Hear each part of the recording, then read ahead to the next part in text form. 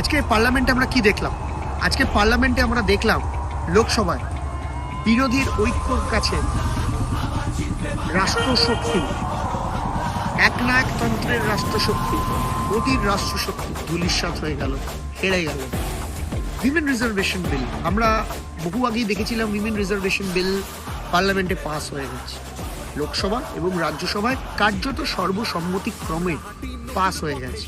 তারপরেও BJP implement করেনি, 2024-এর লোকসভা নির্বাচনে বিজেপি ইমপ্লিমেন্ট করেনি উইমেন রিজার্ভেশন বিল এবং 33% মহিলাদের রিজার্ভেশন।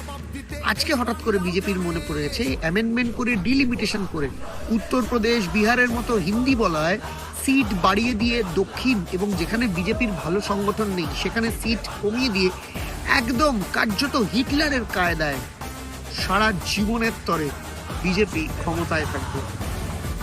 এই নোংরামি, এই কার্যত এমার্জেন্সি, কার্যত ডিক্টেটরশিপ আজকে ভারতবর্ষের সাংসদেরা, লোকসভার বিরোধী সাংসদেরা তারা কিন্তু প্রমাণ করে দিল যে তারা ঐক্যবদ্ধভাবে এই বড় রাষ্ট্রশক্তিকে হারাবে।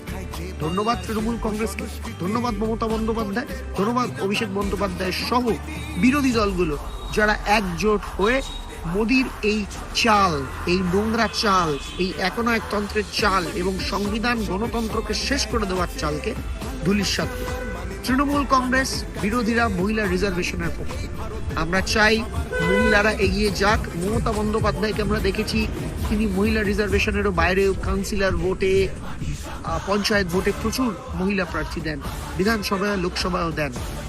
আমরা চাই 33% রিজার্ভেশন হোক বর্তমান যে সিট আছে সেই সিটে, নাকি 2011-র সেন্সাসকে ধরে কার্যত 1.5 দশক পর একটা মিথ্যে ডিলিমিটেশন করে শুধুমাত্র নিজেরা সারা জীবন ক্ষমতায় থাকবে বলে সেই ব্যবস্থা করে।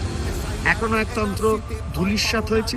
আগামী দিন হিটলারের মতো নরেন্দ্র মোদী ক্ষমতাও ভারতবর্ষে শেষ হবে।